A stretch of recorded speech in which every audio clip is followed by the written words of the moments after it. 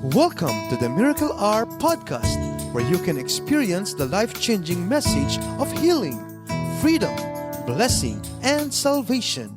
As God's end-time prophet and apostle shares to you the heart of the Lord, here's our host, Apostle Renato D. Carillo.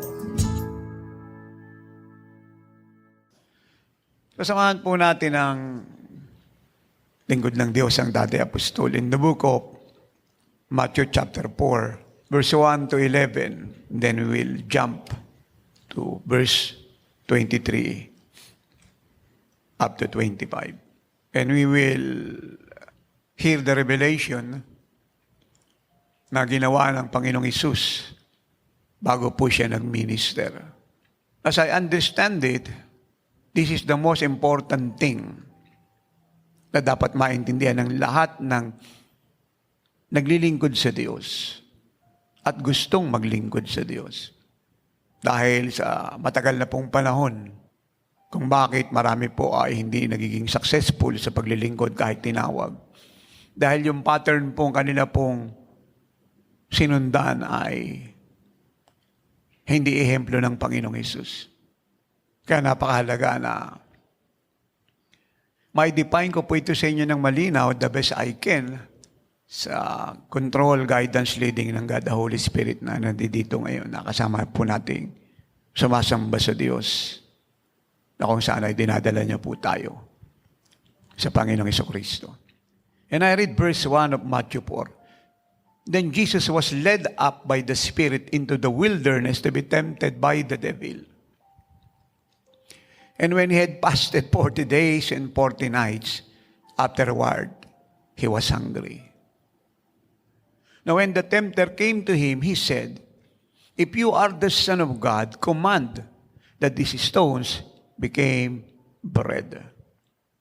But he answered and said, "It is written, man shall not live by bread alone, but by every word that proceeds from the mouth of God."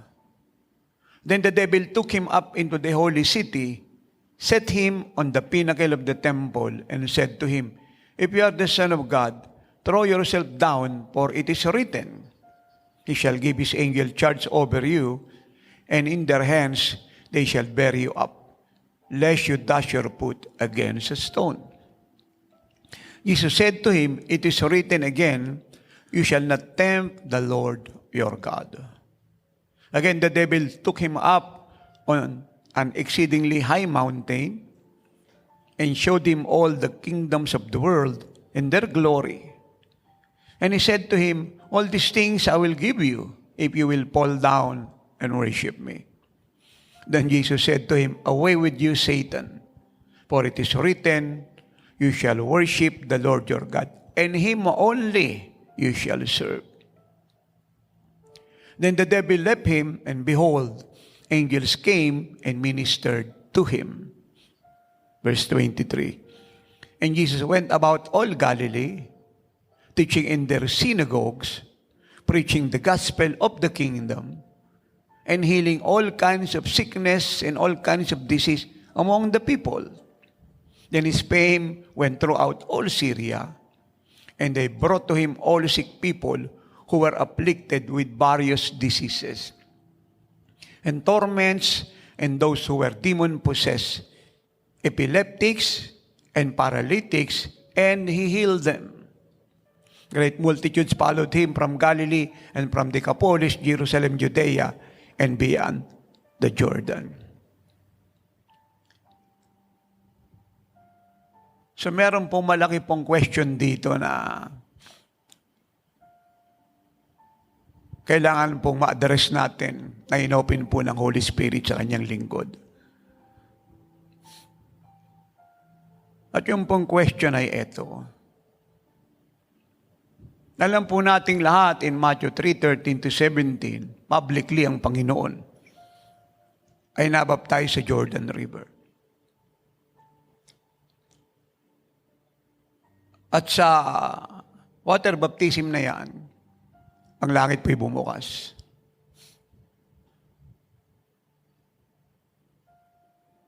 Ang God the Holy Spirit ay bumaba at nanahan sa Kanya.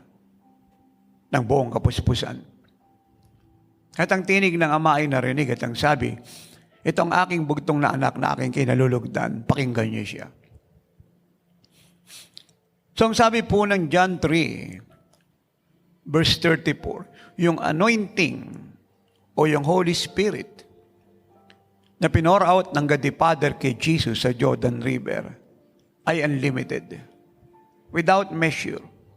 At yun pong sinasabi na in John 17:22 concerning the word doxa, glory, all that God is and all that God has.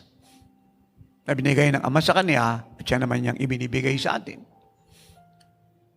At yun po yung dinipine clearly in Acts 10:38 that how God anointed Jesus of Nazareth with the Holy Spirit and with power. Who went around doing good and healing them all that were oppressed by the devil because God is with him. At yung po yung kinukot ng Panginoon in Luke 4:18-19 at ang sabi niya, the Spirit of the Lord is upon me. It is upon him because he have it. It was given to him without measure. Punong-puno na po siya ng Diyos. Nang sabi po ng Colossians 2:10, the Godhead, the fullness of the Godhead, lives in him in bodily form, meaning to say in his humanity. Now, this is the question. Hindi po ba sapat na yung punong-puno na siya ng Diyos to minister immediately? Dahil yung sa kanya po ay sobra-sobra na sa dapat niyang gawin.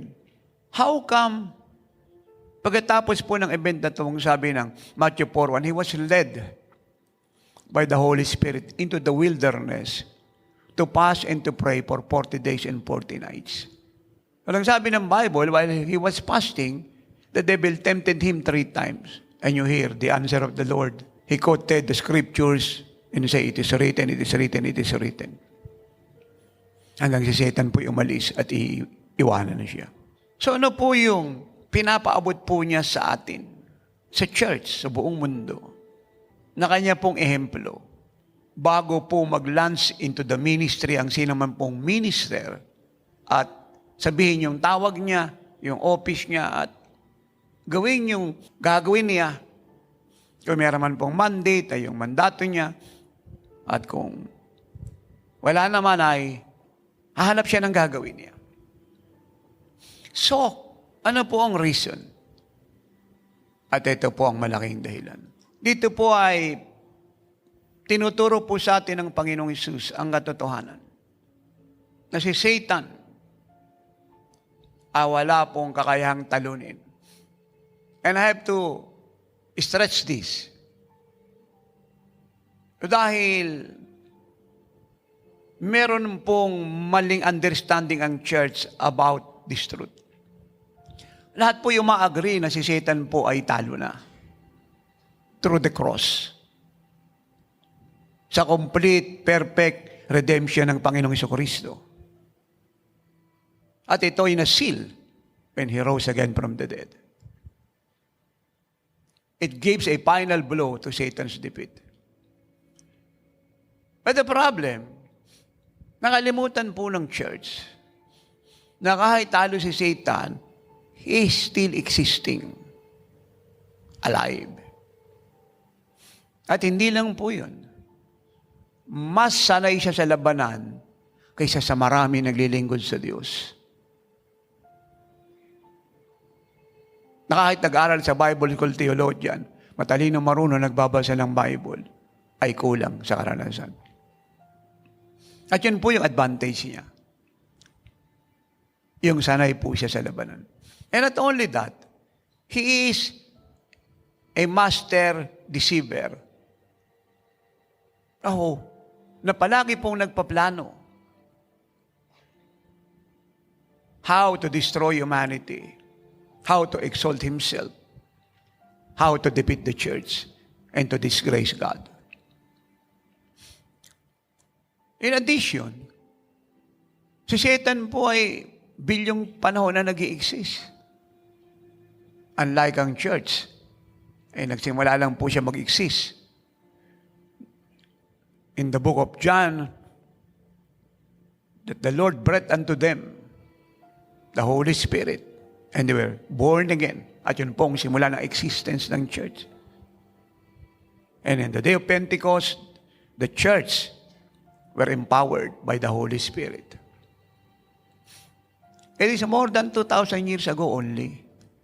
So kung titignan po natin yung tagal ng pamumuhay ni Satan, billion of years, as sa existence ng church that was more than 2,000 years ago, napakalayo po ng agwat. And the body of Christ must understand that clearly. In addition, kailangan intindihin ng church na hindi lang si Satan mag-isa ang nagdadam ng buhay ng buong mundo to hell. Meron po siyang legion, thousands and millions and 100 millions and even more than na mga demon spirit under his authority and command. So dahil po sa truth na ito, ang Panginoon po'y nag-iwan ng ehemplo dahil ang labanan po'y tuloy-tuloy. At hindi na po kinakailangan pang ipaliwanag ng lingkod ng Diyos yan, na kahit si Satan po ay talo, ang labanan ay tuloy-tuloy. Do you agree? At habang nalalapit po ang pagbaba ng Panginoong Hesus, ay makikita natin na nag-i-increase po yung kanyang demonic works at activity. Kapag alam niya, ang panahon niya ay maiksi na lang. Dahil malapit nang bumaba ang Panginoong Hesus. Kaya iniiwanan tayo ng Diyos, ng Panginoong Hesus, ng isang malinaw na ehemplo na to underestimate the devil. But don't forget that he is a defeated foe. But to understand how to walk in victory that Christ have accomplished to us, that must be revealed through us. Kasi, alam naman po ng lahat, to make this revelation more clearer, kahit talo na po si Satan, ang dami naman nasa fivefold, talo na yung buhay. Do you agree with that? Hindi lang po yung nasa fivefold.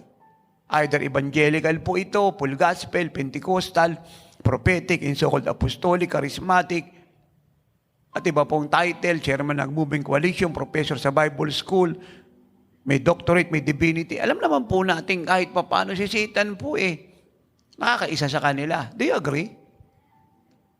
Down to the congregation. Kaya ayaw po ng Panginoon na ang bagay na ito ay mangyari. Kasi nga, He defeated Satan for us. At yung defeated po inaccomplish niya sa cross against the devil, whom He stripped with His power. A perfect 100%. Jesus said, it is finished. So meaning to say, hindi na siya pwedeng baguhin ng kahit sino. Kaya ibig po niya na ang church, bunga ng understanding na ito, must walk not only in power, not only in glory, but to walk in 100% victory against the devil. At ito po ang revelation gusto niya pong ipaunawa sa lahat. Na ang taong nagtalaga ng buhay sa Diyos, like Jesus, in full consecration of life to God, na ang taong malinis ang buhay, 100% pure, na ang taong punong-puno ng Diyos, at nabubuhay sa prayer and fasting, ay hindi pwedeng talunin ni Satan sa anumang labanan, sa anumang panahon, sa anumang sitwasyon, sa anumang lugar. Let me say that again. Na ang taong nag-consecrate ng buhay para sa Diyos, nabuhay para sa Diyos, nabuhay na malinis ang buhay, punong-puno ng Diyos, punong-puno ng salita ng Diyos. Kaya nga naikukot ng Panginoon, ang it is written kasi binasa niya Alam niya. Nasa puso niya. At nabubuhay. Take note of that word, nabubuhay sa panalangin at pag-aayuno. Sa anumang labanan, anumang panahon, anumang sitwasyon, anumang pangyaring mula sa Diablo, ay hindi pwedeng talunin ni Satan kahit minsan. Kaya kung ibig po ng lahat na mabuhay sa 100% victory against the enemy, against any situation and circumstances, and then, we must follow Christ's example. A life of prayer and fasting is a must. Na ako po'y naligtas, which alam niyo na po kung kailan ako naligtas, yung istorya kung paano ako naligtas at ba't ako naligtas. Isa po sa naging trademark ng buhay ko ay yung mga binanggit ko na nakita ko kay Jesus. At yung pong pananalangin at pag-aayon. Hindi ko po totally naintindihan kung ano po yung fasting. But I fast. Hindi ko totally naintindihan kung paano magbe-break. Pero pagkatapos mag-fast, nagbe-break ako.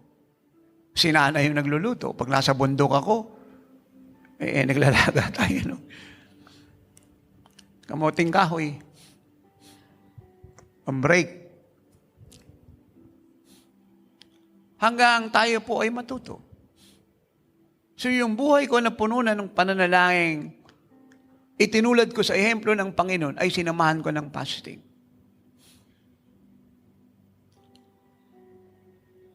And please let me remind you, noong time pong yan ay nag-iisa si tatay. Walang mga intercessor. Iilan yung kongregasyon sa kalsada, pipiliin mo pa yung loyal. Walang pera, walang support. Pero yung persecution, sobra. Yung sitwasyon namin ni nanay sa bahay, and you know the story, dahil hindi naintindihan ni nanay yung ginagawa ko ay tumatagal ng 3 taon. Almost every day, yun po yung setup. But I overcome everything. Without bitterness, without resentment, without self-pity, without disappointment, without discouragement, and a mere thought to stop serving God and abandon my call. At nakita ko po ang isang great factor dito ay yung life of prayer and fasting. In connection sa mga binanggit ko ng nauna kanina. At lalo ko pong nakita kung gaano ito kahalaga as I move along with the Lord. Dahil yun nga, inutusan niya ako mag-fast every week ng 3 beses. Total fast po yun. Every week, Friday, Saturday, Sunday. Straight po yung 5 months. Kahit naglalakad ako, nag-jeep ako, basta dumating na po ang Friday hanggang Sunday, fasting po ako. Nag-evangelize, nagtuturo, nagpa-follow up. 5 months po yun.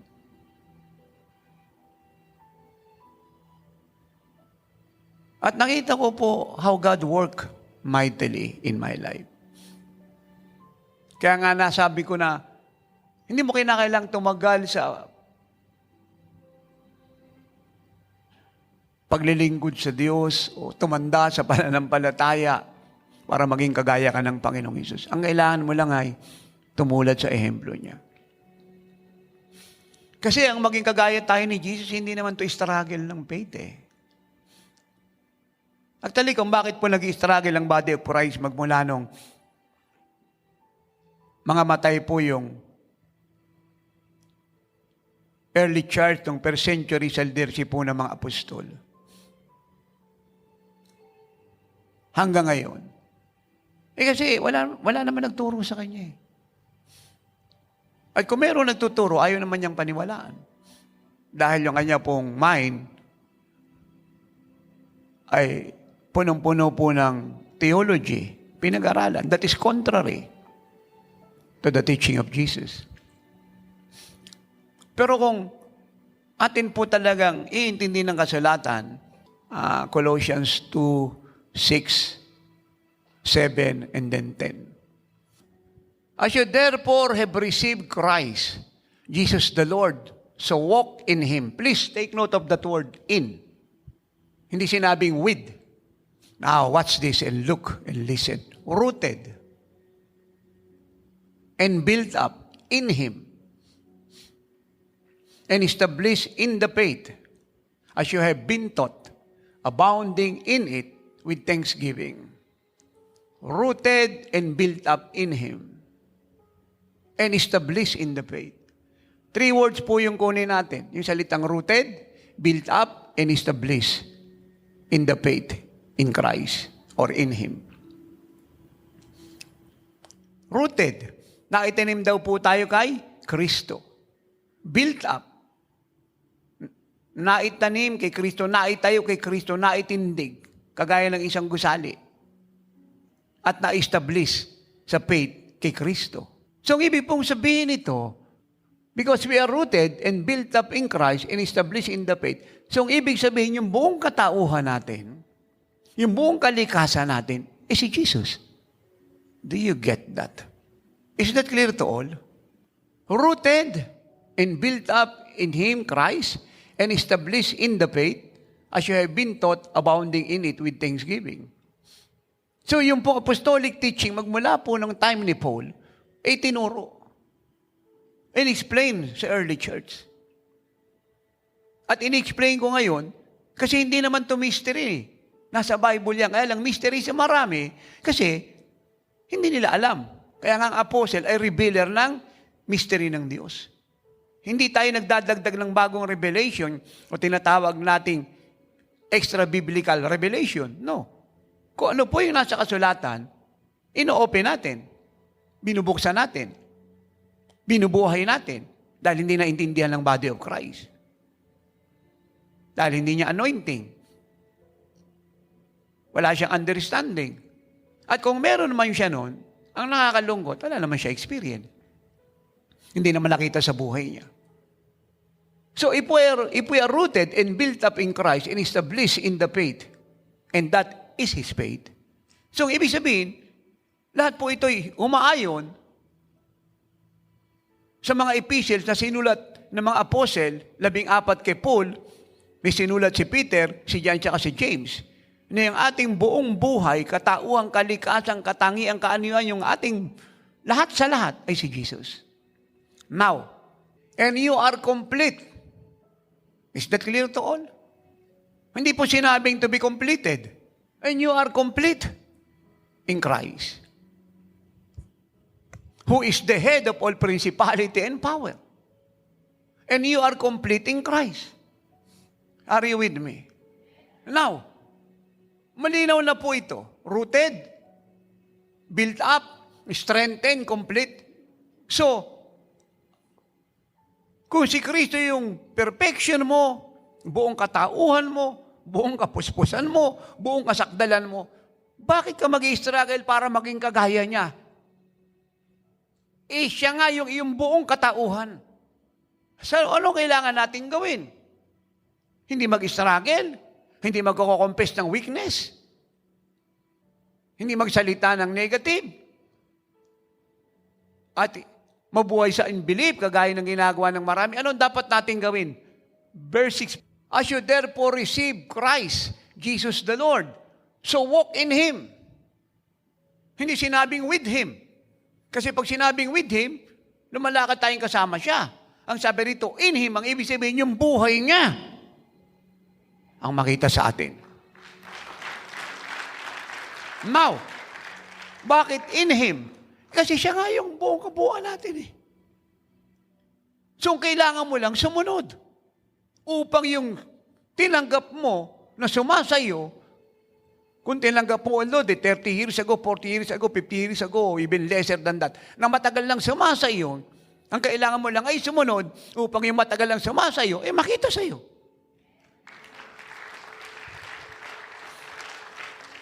You see? Now, let me ask you a question. Bakit gano'n ang church? Ako maintindihan ko pa kung mga bishop at pastor sa bagay na ito, in love and respect to them, not to criticize them or degrade them. But that is the truth. I have to accept that. Kung ito'y bunga ng kawalan ng pagkaunawa, kung ito'y bunga ng pride, ayun po yung malungkot.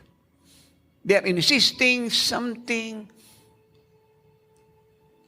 that is against the perfect will of God out of their education, theology, and doctrinal belief. Sa katotohanan po, ano yan mga espiritu ng Pariseo. Spiritual blindness because of pride.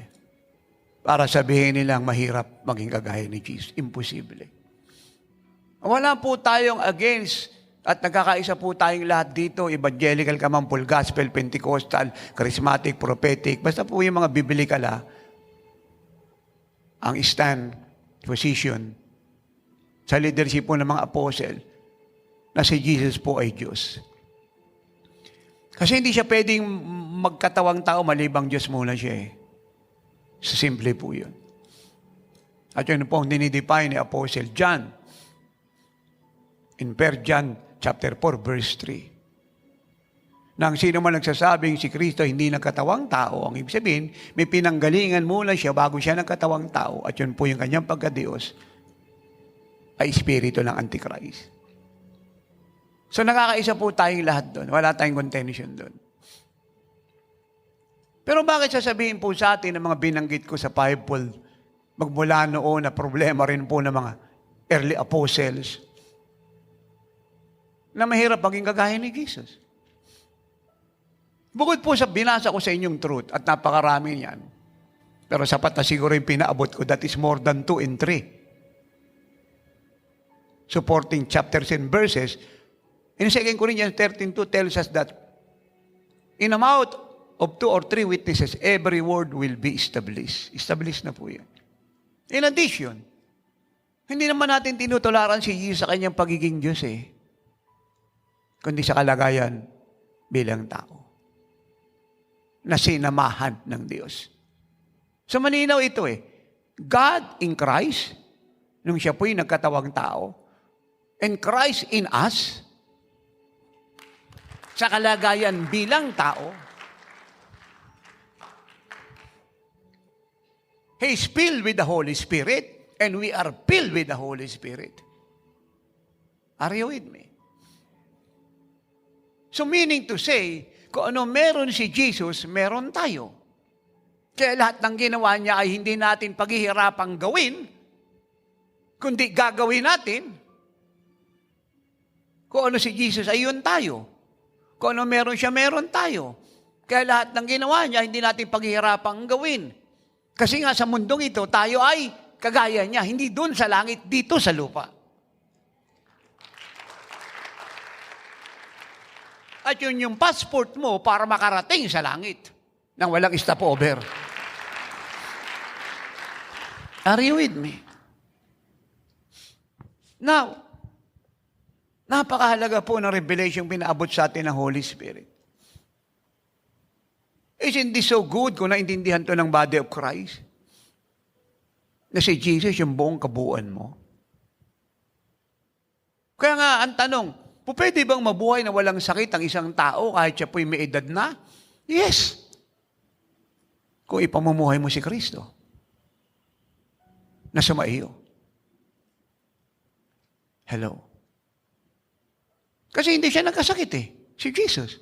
Kasi pinamuhay niya ang Diyos na sumasa kanya. Kaya tayo ay hindi rin magkakasakit kung ipamumuhay natin si Kristo na sumasa atin. Na sinabi nga ng Colossians 2:6, as we receive Him, Jesus, the Lord. Our Lord. Hindi rin tayo magkakasakit. So, ang ibig pong sabihin, even though alam nating lahat ng karamdaman po ay bunga ng kasalanan, pero ang talagang reason po ng kasalanan na yan ay isa lang. Nakalimutan nating ipamuhay si Jesus. Kasi si Jesus tinanggap mo. Siya yung buong kabuuan mo. Siya yung nakatira sa iyo. Siya yung buong katauhan mo. Siya yung kasakdalan mo. Na kung wala siya, wala ka. Siya na yung pinakabuhay mo. Si ikaw, matagal ka nang wala. Kailan yun? Nung panahon tinanggap mo siya, wala ka na.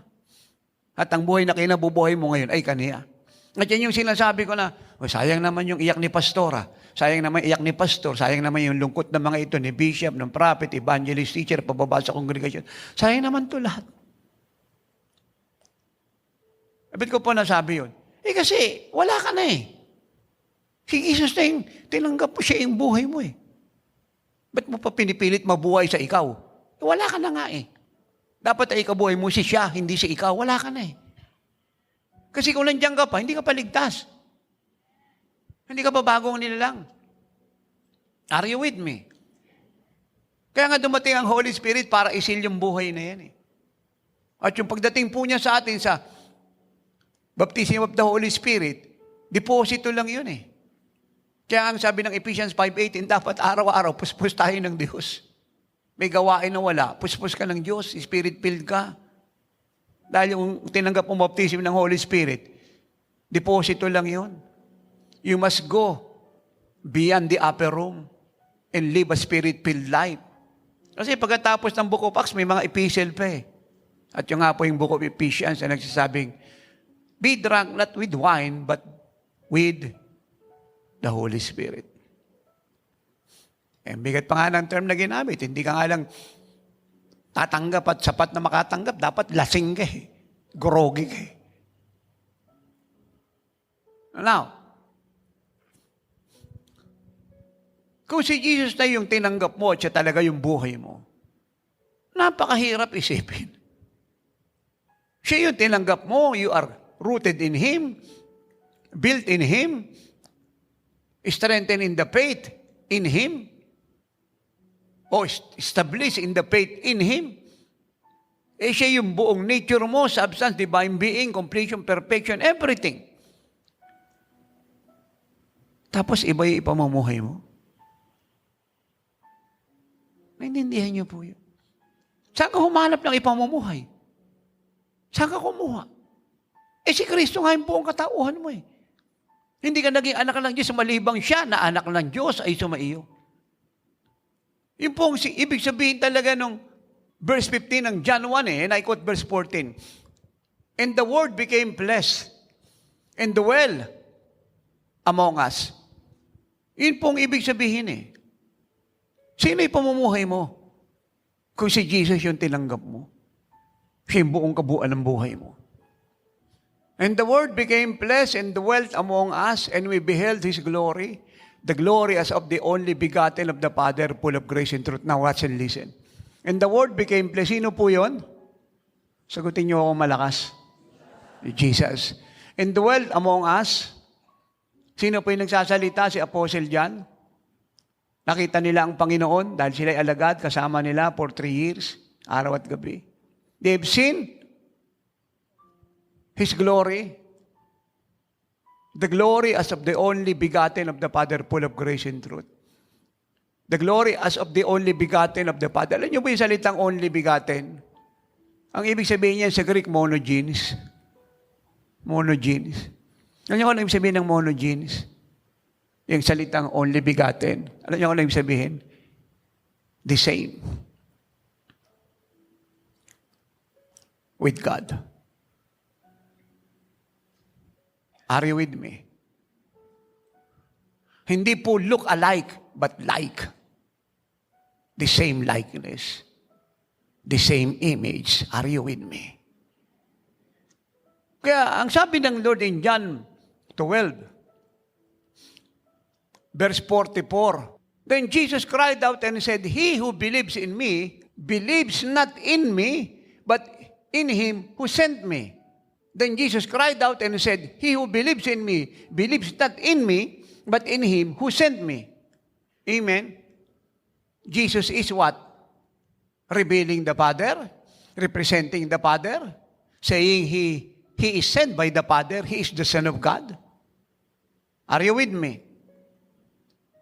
Verse 45, and He who sees me, sees Him who sent me. Why Jesus say that? Ba't siya ganun kabold?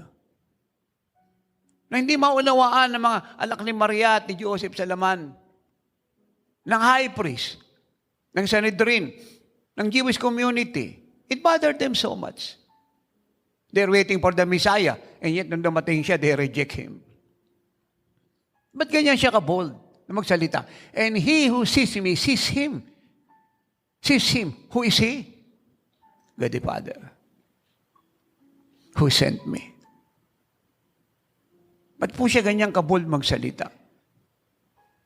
Ang nakakita sa akin ay nakakita sa Ama na nagsugo sa akin. Why? Why? Ang Diyos ay sumasa kanya. Pinamuhay niya ang Diyos na sumasa kanya. Are you with me? Dapat ganito rin sa atin eh. Si Kristo sumasa atin. Is that correct? O dapat sabihin natin sa lahat, o Bishop, ito yung gusto naming mapakinggan ng Panginoon. A prophet, evangelist, teacher, pastor, at yung nagsasabing, apostle siya. Gusto naming marinig ng Lord to. Yung nakakita sa akin, nakakita sa Panginoon. Are you with me? Hindi yung, sabi ng bishop at pastor, ay hindi, wag ka sa akin titingin kasi, kapatid, parehas lang naman tayong tao. May mga weakness tayo. Nasa mundo pa tayo. Kaya, yung turo ko, sa Bible yan, kunin mo, pero huwag ka sa akin titingin. Kay Jesus lang. Ang biblical po yun. Wala sa Bible yun. Kasi kung nasa Bible yun, si Jesus mismo yung unang magsasabi nun. Para meron tayong tularan. Kasi ayaw niya mangongopya tayo kung kani-kanino eh. Kaya yung sinasabi ng mga bishop at pastor, ang biblical lahat yun. Kasi kung biblical yan, si Jesus ang unang magsasalita niyan. Kasi nga, siya yung ehemplo eh. Kasi kung wala siya sasabihin, wala siyang stand. Hindi siya model. Ay, di mali. Maliwanag na okay lang kung mangungopya tayo kung kani-kanino. Kasi wala naman siyang pattern na iniwan eh. Hindi tayo pwedeng sisihin. Are you with me? Pero dahil nag-iwan siya ng pattern at yun yung buhay niya, so hindi po pwede na kung kani-kanino tayo pupunta. Kaya ngayon ang tanong ko sa mga bishop at pastor, kung hindi sa iyo titingin, sino titingnan nila? Hindi po pwede yung Diyos, hindi nila nakikita ang Diyos. Are you with me? Kaya ngayon marami nating kababayan, pati taga-mundo, kailangan may rebulto kasi hindi niya makita ang Diyos eh. Kasi ang Diyos ay ano? Espiritu. Kaya ito po mga bishop at pastor na nagtuturo nito, ay magsisipo ng totoo. At mag-renounce po ng maling pananaw na yun na theology, sinasadya o hindi. Kasi malaki pong paglapastangan sa Diyos yan. Si Jesus ang linaw na sabi niya, and he who sees me, sees him who sent me. O wag daw titingin sa kanila. Sino titingnan nila? Kaya malinaw kay Apostle Paul yan sa isang apostol, sabi niya sa 1 Corinthians 11:1, imitate me as I imitate Christ. Hello. Are you with me? Hindi naman to debatable. Sipin mo, kawawa ang kawa, nahanap siya ng titinginan. Kasi si bishop at si pastor daming weakness. Turo ng obedience, di ba siya umuusad, di siya sumusunod. Kaya nga wala nagtuturo ng kamatayan sa sarili ngayon eh. Tinanggalan nila sa Bible to eh. Ang turo ngayon, puro grace eh. Kaya disgrasya po yung pinuntahan ng marami.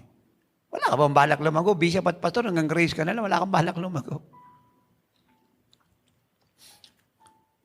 Kung yung ang matching, gustong maging unggoy, at yung unggoy, gustong maging gorilla, ikaw wala kang balak lumago, puro ka na lang grace. Actually, ang grace, ibinigay sa atin niya para maging kagaya ni Jesus. At idagdag pa ang grace, hindi teaching, siya po'y person. Kaya may teaching ng grace. Kasi yung grace person, kaya may teaching ng grace. Are you with me? And he who sees me, sees him who sent me. Very bold si Jesus. Kasi alam niya ang Diyos sumasa kanya eh. Hindi po ba nakakapanabik ito? Yung Nagpa siyang maging kagaya na hindi ka na mag-i-struggle. Dahil naintindihan mo ng malinaw na wala ka palang dahilan para mag-struggle. Sapagkat yung buong kalikasan mo, kaanyuan, katauhan ay si Jesus. You are rooted and built and established in Christ. Hindi ba nakakagalak yan? Na yung kinukot natin na Jesus Christ, His fullness, sabihin yung kanya pong buhay, yung kapuspusan ng kanyang buhay, His glory, His character, power, works, ministry, and miracles will be seen in me. Magiging reality. Reality naman talaga siya. Kaya pag kinukot natin yan, dapat yung puso natin naglalagablab sa excitement. Amen. 2 Corinthians 4:10. Ito po yung sabi ng apostol. Always carrying about in the body the dying of the Lord Jesus, that the life of Jesus also may be manifest in our body. Always carrying about in the body the dying of the Lord Jesus, that the life of Jesus also may be manifested in our body. Ano po yung sinasabi niya? Yung mga stripes sa likod niya. Yung mga wounds na yan. Alam niyo, pag hinato ka ng latigong bakal, kung bakit 39 lamang po, hindi po umabot ng 40. Suffering pa po yun. Kasi gusto po ng Romas na mamatay sila na puno ng hirap. Kasi pag pinaabot po siya ng 40, mamamatay na po ang hinataw. 39 na, agaw buhay naghihingalo. At gusto ng Romas na mamatay sila naghihingalo, hirap na hirap. Kaya hindi nila tinutuloy hanggang 40. 5 ulit hinataw si Paul noon. 5. Kaya dala-dala niya sa likod niya ang sugat ng Panginoon. Buhay ng Panginoon, yung sugat na reminder ng suffering ni Jesus, dala-dala niya ang death resurrection ng Lord sa kanyang katawan. Are you with me? Always carrying about in the body the dying of the Lord Jesus, that the life of Jesus also may be manifested in our body.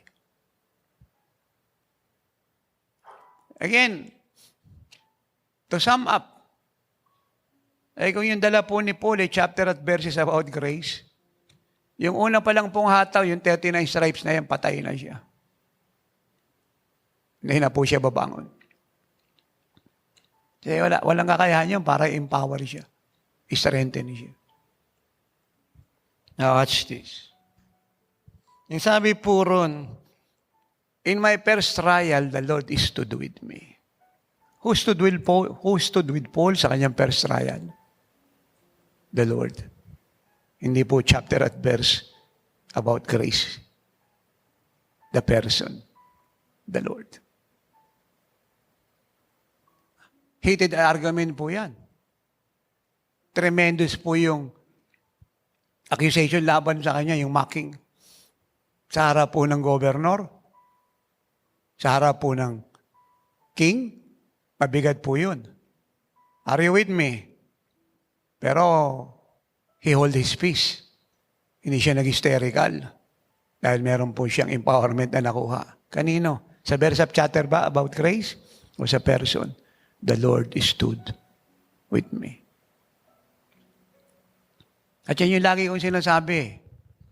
Pag nakalimutan mo kung sino nakatira sa iyo, hindi ka aasa sa Kanya, marami kang problema ang pupuntahan. Ang Lord ang nagsusustain sa atin sa lahat. Ay, imperfection natin, hindi natin problema yan, trabaho niya yan. Ang kailangan mo lang lakaran yung katotohanan dapat mong lakaran na matagal mo nang naintindihan. Ay, ganyan po kahalaga ang buhay na puno ng pananalangin at pag-aayuno. Here is Jesus, siya na po yung anak ng Diyos. Siya na yung anak ng Diyos. E mag-aayuno pa siya. Sino exempted sa atin? Paano ma-exempted yung may tawag na apostol daw siya, prophet, evangelist, pastor, teacher, bishop? Ang dami niyang title. Paano ka ma-exempted? Eh kung si Jesus nga ang the only begotten of the Father ay nag-ayuno, ikaw, paano ka? Sarap naman ng buhay mo, yung gadasan, di exempted, ikaw. Dahil lang kay Jesus ay naging anak ka ng Diyos, exempted ka. Wala ko nabasa sa Bible mula Old and New Testament na may exempted na anak ng Diyos. Either Israel ka, o church ka, all of them pass. Are you with me? Actually, isa po sa nag-shape ng buhay ko at ng ministering ito, yung prayer and fasting. Na ang foundation po ay love to God, consecration of life. And I pray na isusunod ko pong sasabihin sa kanyang kasimplihan, maintindihan nyo. Maunawaan nyo ng gusto. Hindi po lumalaki ang isang ministry at nagiging worldwide na walang dahilan. Kung makukontento na po ang church, sasabihin niya, hindi, ang Diyos naman ay tapat eh. Siya talaga yung may plano niyan. Totoo po yun. Wala tayong discontention doon, wala tayong agreement. But how about your part? Yung nga yung problema ng grace teaching eh. Ang lahat ng tungkulin sa Diyos na lang eh. Itong mga ito, wala nang tungkulin. Amen. Of course, lahat ng glory sa Lord. Siya nga nag-sustain sa atin eh. Pero meron tayong part. Kaya nga pag pinag-aralan niyo ang Bible, ang turo dyan palagi, hindi po pwedeng tatanggap ka hindi ka nagbigay eh.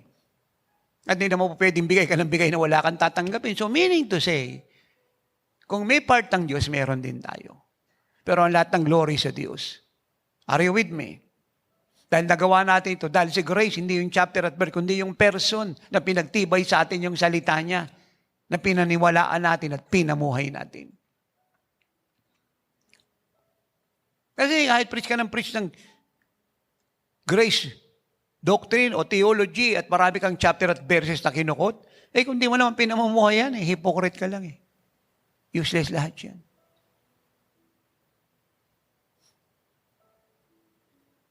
Are you with me?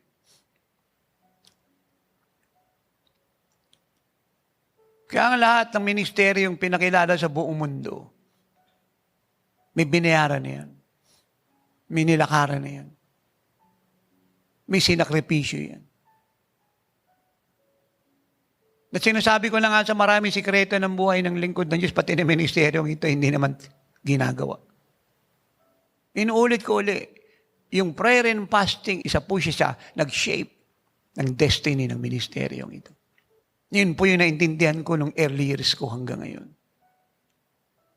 Kaya mga 40 days na hindi tumitigil dahil pababa na ang Lord, minamadali niya ang nais niyang mangyari. Kung yung gawa ng Diablo nag-i-increase, tapos naman yung gawa ng mga anak ng Diyos magdi-decrease, dapat mas nag-i-increase tayo kaysa gawa ng Diablo. Hindi man natin kaya isa yan, mag-isa, corporately kaya natin yan. Dapat lahat ako ng tungkulin. Amen. Alam niyo pong story, ipapas forward ko na lang. In Mark 9:14-29, alam niyo po story. Lumapit po ang tatay sa Panginoon dahil dumating po ang Panginoon sa lugar na yan kung saan may commotion. At ang dahilan nga po ay meron pong bata na pinapahirapan ng mga demonyo. Siya po ay merong suicidal spirit. Lagi siyang tinatapon sa apoy. Minsan nilulunod sa tubig. At siya po ay laging nangingisay, nanginginig. Bumubula ang bibig. So, hindi lang po suicidal spirit ang nasa kanya, pati spirit of epilepsy at iba pa pong mga demonyo. So, humingi ng tulong yung tatay sa mga alagad. Kasi nauna yung mga alagad eh. Bago dumating ang Lord.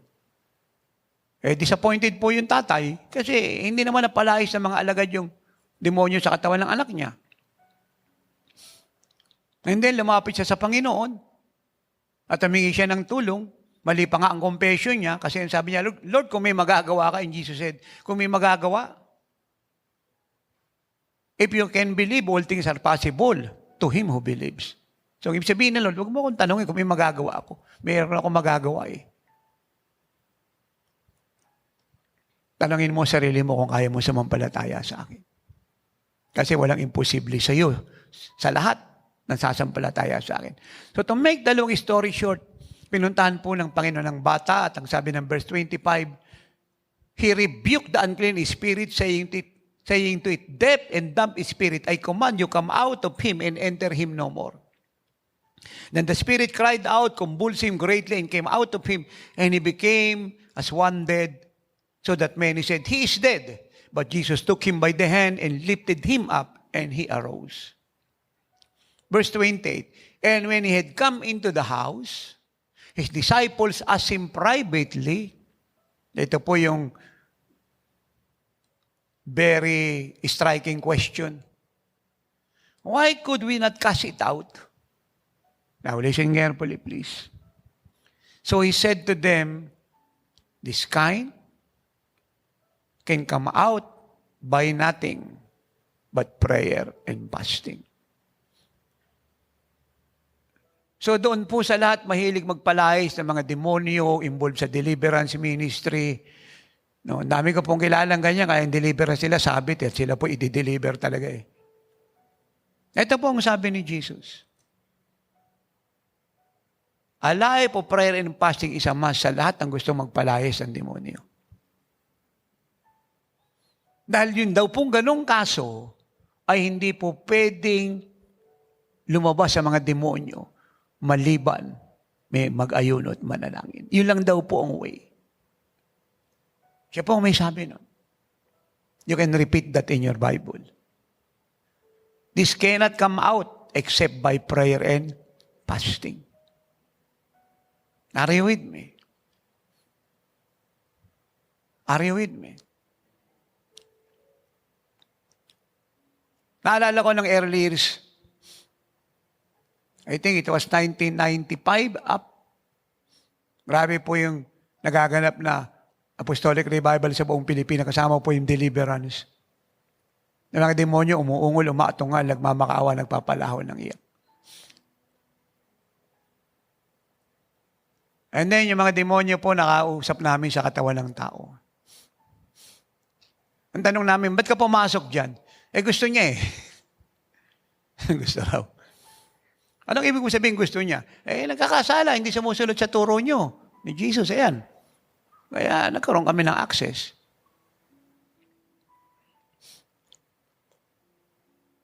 At ang sabi namin, okay, pero aalis ka dyan. Sabi niya, siguradong aalis ako. Kasi, sabi po ng demonyo to naubos niyo na kami sa inyong kakapanalangin at pag-aayuno. Hindi niyo ba alam, pag nag-aayuno kami, hindi lang kami nangihina, nawawasak yung aming gawa. Nakasan niyo yung palapak niyo para malaman ng mga demonyo na yung katotohanan alam niyo. Yung sino po yung nabubuhay sa prayer and fasting, sila po yung powerful gagaya ni Jesus. Are you with me? Ay kung inyo pong susuriin yung introduction ko, bago ko sinabi yung prayer and fasting, sinabi ko muna yung consecration of life. Punong-puno ng Diyos. Yung kasi yung foundation. Hindi ka kasi pwedeng mag-ayun at manalangin at gawing pamumuhay ito pag may hinanakit ka sa manalab tampo, kalasawaan kahalayan, worldliness, stupidity, foolishness, magnanakaw ka ng tithe and offering. Are you with me? Are you with me? So malinaw na po yun. Kaya pag nabubuhay ka sa prayer and fasting, yung power ng Diyos, dala-dala mo kahit siya ka pumunta. Yan po yung buhay na laging handa eh. Pero pag nabubuhay kang kagaya ng Lord, yung panalangin, pag-aayuno buhay mo, araw-araw handa ka. Lalo na po sa panahon ito, dami nangangailangan ng tulong. Dami may sakit, dami may karamdaman. Dami yung poses. Iba nakakausap mo, pero poses yan. Hello? Sumasagot ng maayos yan, pero poses ng lasyan, adultery, fornication, lying, worldliness, drugs, addiction. Marami pong access ang diablo. Pero nakakausap mo ng maayos yan. Pero pag nag-iisa na lang siya, bugbog sarado siya sa mga demonyong may kontrol ng buhay niya. Yung malalim na self-pity, bitterness, jealousy, yung laging galit, kahit walang kasalanan, yung asawa, inaaway niya, possession. At ang way para sila lumaya, prayer and fasting. Para ma-break. Hindi canceling. Kasi habang kinakancelan yung diablo natutulog. Sa katawan ng tao, tuwan-tuwa. Hindi nakuha sa canceling yung gawa ng diablo. Power, authority. Wala akong kausap dito. Ay sabi ko, kaya po pala hindi po lumabas yung demonyo kasi kinansilan nyo. Eh, anong dapat gawin na po ito? Ako na po bahala. Harap nyo po sa akin yung bata. Amen? Ay, di pinag-pray ni tatay, diniliver, di lumaya.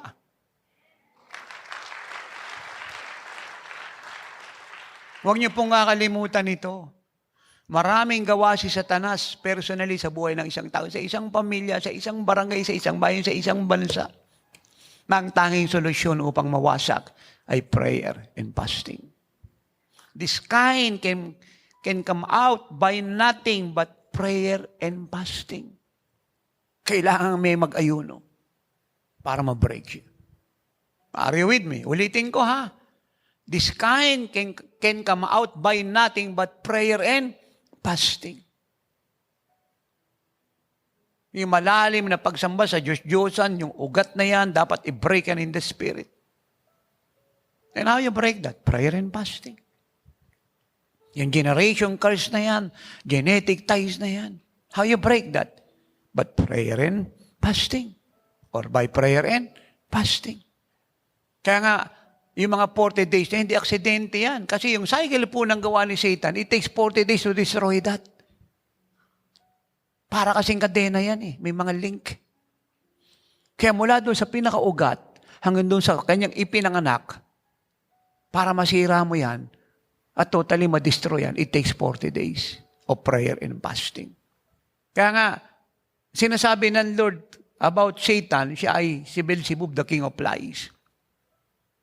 Ang mga langaw, pag nanganak yan, cycle yan. At hinilintulad ng Lord ang truth na ito sa pagpapaabot kung ano po ang nature ni Satan. Yung deception minumultiply niya kagaya ng langaw. Kaya para masiguro na hindi na po manganganak yan at yung pinakarot putol, it takes 40 days and 40 nights. Eh, paano ko isang barangay kukunin mo, it's more than that. Isang bansa, buong mundo.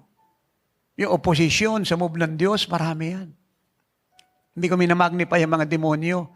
Talo po yan. Kaya lang gumagamit sila ng tao. We have two enemies, the seen one and the unseen one. Pero yung author ang nakikita natin, yung hindi natin nakikita. At yun po yung mga demon. Kaya yun na lagi yung sinasabi. Kung gusto nating ma-destroy ang isang territorial spirit sa isang bayan,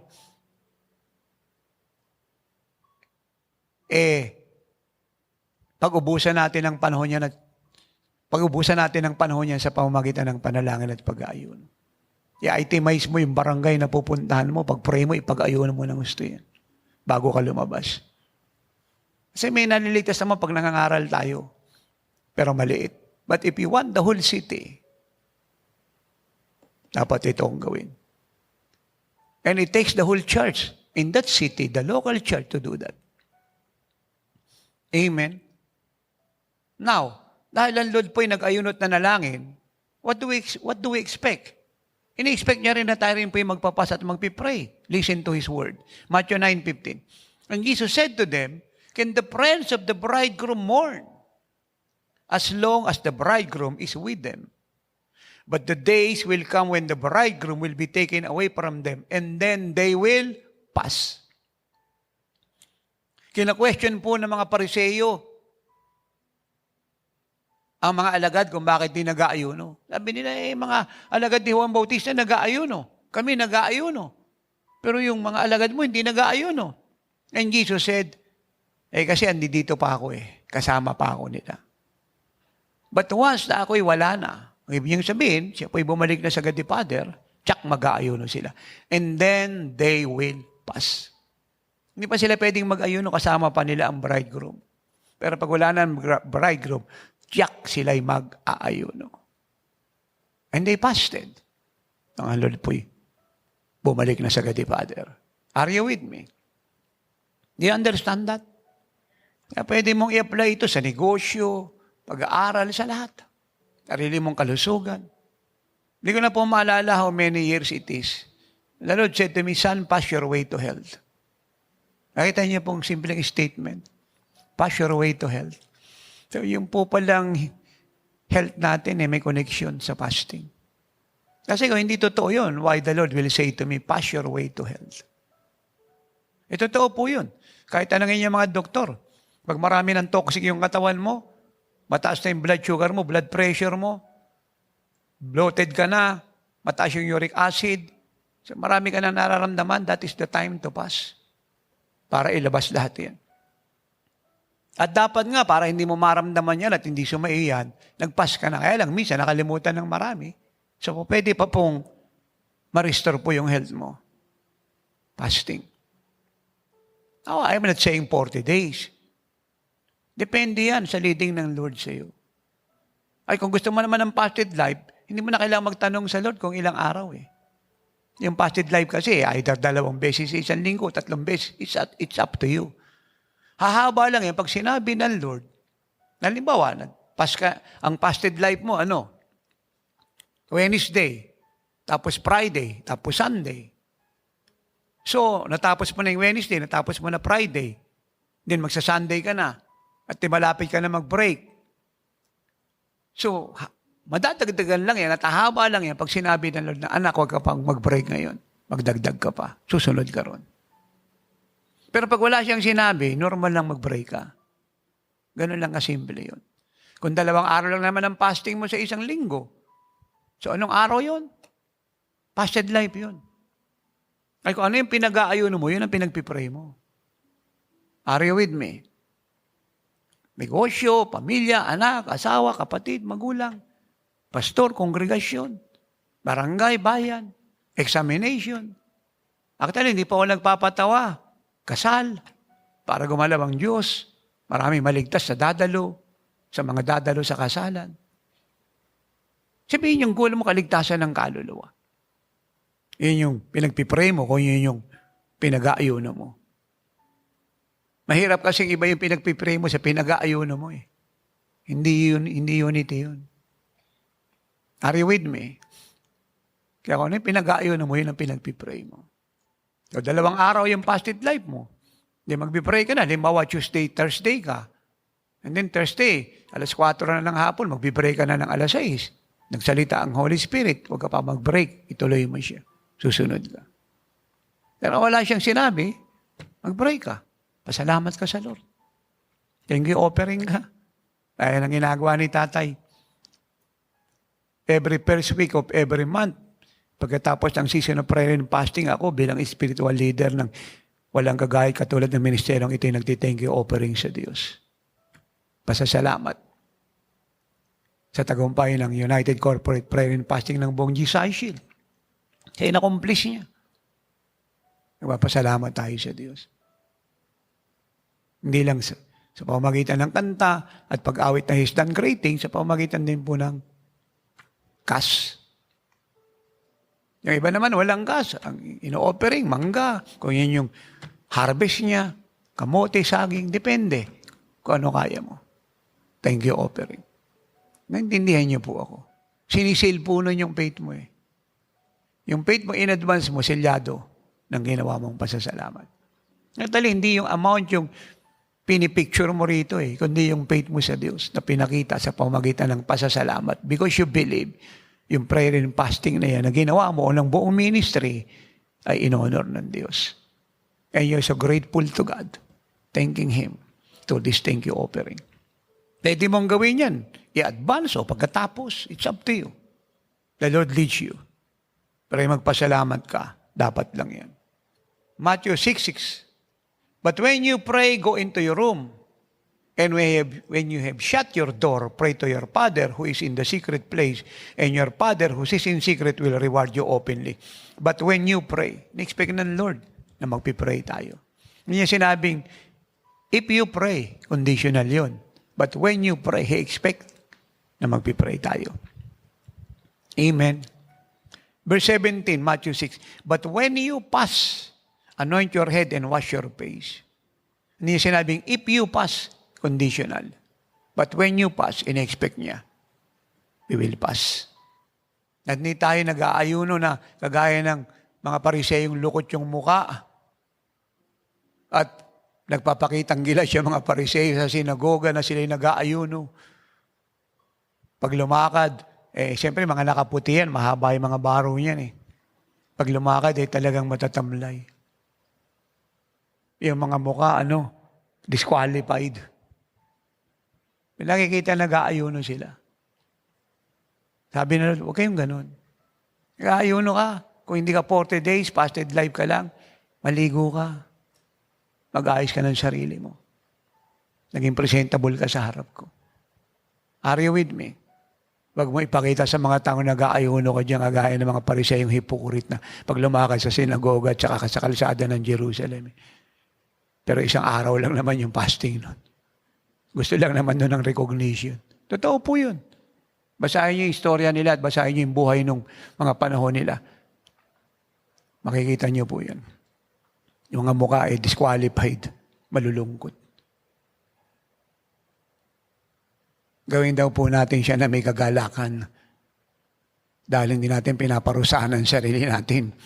Pinararangalan natin siya at pinapalaya natin yung bilanggo ng diablo.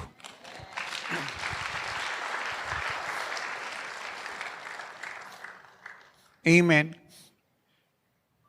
Our generous giving, pag sinamahan po natin ng prayer and fasting, nagiging memorial sa Diyos. Alaala. Hindi lang pala tayo nakakaalala sa ginagawa ng Diyos, no? Naalala niya rin yung mga ginagawa natin. Memorial. Punta kang Balintawak, may monumento ron eh. Memorial yun. Punta kang Lunetan, doon yung monumento ng ating bayani, si Jose Rizal. Memorial yun. Kaya yung atin pong generous giving, samahan mo ng prayer and fasting, memorial sa Diyos. Parang si ano po yan, si Mary, di ba, binasag niya alabaster box niya. At ang sabi ng Mark 14:3-9 at Matthew 26, verse 1 pababa, na habang pinangangaral ang Ebanghelyo, yung ginawa ni Maria, maalala. Memorial po yun. More than 2,000 years ago po nangyari yun. Hanggang ngayon, pag pinangangaral gospel, naalala mo si Maria. Naalala natin. Kasi memorial eh. Ginawa na Lord na memorial. Yung ginawa niya. Kasi unique eh. Siya lang gumawa nun eh. Binayolate niya po yung health protocol ng mga Pariseyo, yung physical distancing, binayolate po ni Maria. Hindi siya imbitado ron eh, pero pumasok siya. Kaya memorial. Pinaglaban niya yung Lord. Masyadong na-attract ang Lord. Dapat yung churches ganyan. Hindi gagawa ko ordinaryo. Ako hindi ko natutuhan sa Lord yun. Hindi ko ginagawa yung mga imposibleng bagay sa ganang akin kasi gusto ko maging spectacular na tao eh.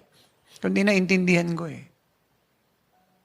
If you want to please God, do something that many don't want to do. Give something that many don't want to give. Pass for something that many don't want to pass. Pray more than they have prayed. Not in the spirit of competition, but in the spirit of pleasing God. Ordinaryo na lang yung ginagawa ng marami. Hello. Sabi nga ng marami, Apostol, wala kaming nakitang kagaya mo sa mundo. Pag nagtuturo ko, pinakamababa, 4 na oras. Nung earliest mo, 7 oras. Walang uwian, 21 araw. Nagsimula ka December, natapos ka January. Bakit ka ganon? Sabi ko hindi ko naman ginusto maging ganito. Kaya lang, kung gagayahin ko lang naman kayong mga Amerikano rito, Singaporean, European at mga pastor sa Pilipinas, ano pang pinagkaiba natin, pare-parehas lang tayo. Dapat naman merong mag-breakthrough at mag-break away. Hindi naman po pwedeng pare-parehas tayo. Amen.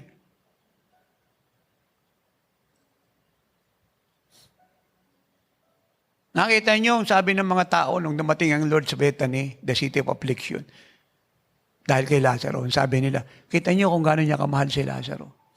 Pero hindi po sinabi ng mga tao yan, ng mga Jew sa bawat lugar sa buong Jerusalem, or Israel if you would, sa mga Pariseyo. Kasi wala silang nakitang gano'n sa mga Pariseyo. Yung ginawa ng Lord, above the normal, or beyond the normal. Talagang nakaka-caught up ng attention. Si Zacchaeus, nakaka-caught up niya ba attention ng Lord? Mali ba umakit yan sa puno ng sycamore tree? Punta kayong Jericho, di ba nakikita niyo pag pinipicture ko rito Jericho? Ando din yung sycamore tree, late na puno. Akyat si Zacchaeus ron, kasi maliit din siya para makita siya ng Lord. Yung gumagawa ka na ordinary, you cannot please God. Hindi ko sinabi hindi ka papasok sa langit. Pero pagpapakita yan ay yung pag-ibig mo sa Lord. Dapat dagdagan mo. Because he who loves much, or he or she who loves Jesus much, do much thing for Christ. Yung pag-ibig mo sa Lord na kukonti, yan din yung gawa mo eh. Pero yung mga willing magsakripisyo, iba ang pag-ibig nun sa Lord. Mas mataas doon sa kukonti ang pag-ibig.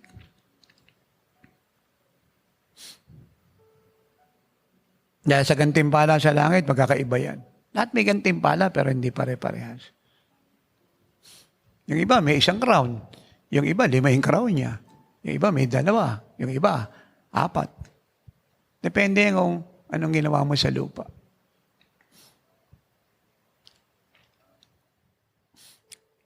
Acts 10 verse 4. This is about Cornelius. And when he observed him, he was afraid and said, "What is it, Lord?" So he said to him, "Your prayers and your alms have come up for a memorial before God." Amen. Naalaw po ng angel si Cornelio. At sinabi, yung iyong mga panalangin, ang iyong mga pag-aayuno, ang iyong masaganang pagbibigay, ay ginawa ng Diyos na memorial. Are you with me? Verse 30, so Cornelius said, 4 days ago I was fasting. Ayan. Until this hour, and at the 9th hour, I prayed in my house. Ayan, kompleto na. Yung verse 4, binanggit yung giving. Binanggit po yung prayer. Verse 30, binanggit pati fasting, pati prayer. 4 days ago, I was fasting until this hour, and at the 9th hour, I prayed in my house, and behold, a man stood before me in bright clothing, yung angel na pinadala ng Lord.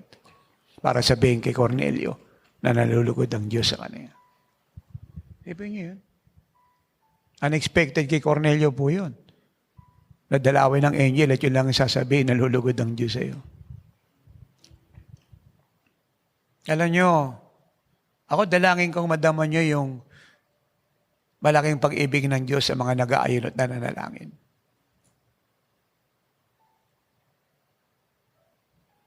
At huwag niyo lang pong madama. Hindi maunawaan niyo kung gaano kahalaga sa Diyos ito. Kaya nga dapat pag nagbibigay po tayo ng mga pambreak na nagpapas, hindi tayo basta nagbibigay lang ng kung ano lang maihulog dyan eh. Tapos nilulukot mo pa yung 20 pesos mo. Yung 50 pesos mo at 100 pesos mo, pwede mo namang unatin yan. I'm not saying na magbigay ka sa sobra sa kaya mong ibigay. What I'm saying, kung may naintindihan ka, hindi ka magbibigay ng ganyan lang. Especially, nasa kakayahan ka para magbigay. Next Wednesday, magbibreak na naman yung 2 ng 40 days. At yung 2, nagsimula na po sila. You see that? Marami pong mga secret heroes ang Diyos. Mga unknown servants of God, mga lalaki at babae ng Diyos na hindi kilala. Pero nag-aayon o nananalangin. Isa po riyan sa mga yung mga intercessors. Nalibang paakyatin mo sa stage yan, ipakilala mo, walang nakakakilala kung sino sila at ano yung ginagawa nila. Ngayon lang ang buhay nila eh. Mag-ayon ng manalangin. Actually, hindi ko po ito ituturo, another subject ito. Ayaw ko po kasing lumayo. But let me insert this. Gusto po natin ng mabilis na resulta. Meaning to say, we want God to work quickly, mabilis, madaling lang Diyos magtrabaho. Gusto nyo malaman kung anong sikreto? Fast and pray. Isa po yan sa fastest way to move God and put God to work. Fast and pray. Pinakamabilis. That is one of the fastest tool to put God to work. Prayer and fasting. Personally, gagalaw ang Diyos. Paano pa kung marami kayo? Corporately. As a family, as a local church, as a congregation, as a ministry. Grabe ang sagot ng Diyos niyo. Napakabilis. Alam niyo, yung bisa ng gamot. Minsan, 8 hours. Yung prayer and fasting. Minuto lang. Nag-workout na siya. Ang early church, traditionally, lagi sila nag-aayunot na nanalangin. Sa araw ng Wednesday at Friday, magkakasama sila. Kung gaano sila karami, lahat po yun nagpipray, nagpapas. Sama-sama. Limawa, 20,000 sila. 30,000, 50,000, lahat po yun nagpapas, nagpipray. Every Wednesday, every Friday. Can you imagine kung ang church sa buong mundo natutuhan yan? Ito yung mga meeting sa Movement Coalition nilagay sa prayer and fasting yan. Pinangunahan ng mga namumuno. Yung mga chairman. Yung mga grace teaching na yan na pinangunahan ng mga bishop. Ginawang prayer and fasting yan para talagang ma-enjoy nila yung grace ng Diyos. Grabe po yan. Actually, noon ko pa sinasabi to, kung lahat ng anak ng Diyos sumunod, matagal na po ang Pilipinas na baliktad.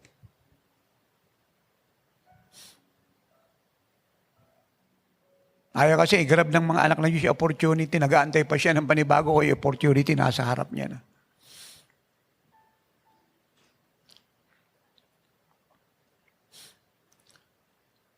Parang ganito yan nung bumiyahe tayo ng December sa Davao Region. Biglaan po yun. Almost, a week lang po yung preparasyon. Almost, 1 linggo lang. Sabi ni nanay pa, 1 week lang yung preparation. Ano in-expect mong dakilang bagay dyan sa biyahe mo? Sabi ko, malaki. Sabi niya, 1 week. Sabi ko, I know. Ay, bakit nagmadali ka? Sabi ko kasi, bukas na yung pinto yung opportunity ginagrab ko. Pag bumukas na opportunity, kahit 2 araw lang yan o 1 araw, dapat i-grab mo. Kasi pag nagsarado siya, it takes years before it will be reopened. Are you with me? Tara, anniversary natin ngayon next month yan. Once a year opportunity yan to see God working in our midst in a greater visitation, miracle, and works na hindi pa natin naranasan. Iba yung last year, iba yung ngayon. Kaya kung hindi ka magkakaroon ng part 3 yan, you miss the opportunity. Kasi hindi pa laging nangyayari yan. Nga istorya ng lumpo sa Bethsaida Once a year lang dumadating yung angel, kinakakaw yung tubig. Tapos nun, yung unang lulusong na may sakit, gagaling. Tapos nun, wala na. Mag-aantay na naman siya ng 1 taon. Kaya hindi na umaalis ang mga tao ron Doon na po sila nakatira. Kasi once a year Hindi naman magpapaalam ang angel kung anong araw siya dadating. Basta magkukompute ka na once a year. Halimbawa, December siya dadating. Hindi naman niya sasabihin kung December 1 o December 4 ako ron Doon ako lumaki sa Diyos. Kaya nga, pag wala tayo mga gawain, we spend time praying, evaluating the Word of God and the work of God, reviewing the notes. Kung ano po yung dapat gawin. Pero ang mahabang panahon na ubos sa pananalangin. Pag-aayuno at pagpapaalala sa lahat na huwag nating sayangin yung mga privilege na iniwan ng Diyos sa atin sa mga puyatan na yan, pasyala na yan, o kung ano pang mga bagay na patungkol sa sarili. Even though hindi ko sinasabing pangit at masama. Kaya lang pag dumating yung opportunity, you will miss that. Hindi ka prepare. We prepare one's heart. We prepare a family, a city, and a nation for God's visitation to prayer and fasting. Walang ibang preparation, ito lang. Walang iba. Sabi ng Lord sa akin, noon hanggang ngayon, hindi nagbago yan. Don't travel. Huwag kang bibiyahe malibang mauna yung prayer and fasting. Paunahin mo ako sa pupuntahan mo. At para makarating ako ron, prayer and fasting. Ask me. So role po yun. Kaya nga advance yung mga prayer and fasting dito eh. Kasi anytime bibiyahe si tatay. Hindi kung kailan ka lang bibiyahe, saka ka lang mag-ayon at mananalangin. Hindi po karunungan ng Diyos yun. Kaya nung sinabi ng Lord sa akin yan, nung nagsisimula tayo sa ministry, at inulit niya nung nasa kalagitnaan na po tayo ng biyahe sa bansang ito at buong mundo. Nakita ko po, principle na yun. Kaya hindi na tumitigil ang prayer and fasting sa ministeryong ito. Pero mabuti na pong i-clarify ko yung sarili ko. Wala ako inutusan kahit isa rito na mag-ayunan ng 40 days. Ang Lord ang nag-uutos sa lahat.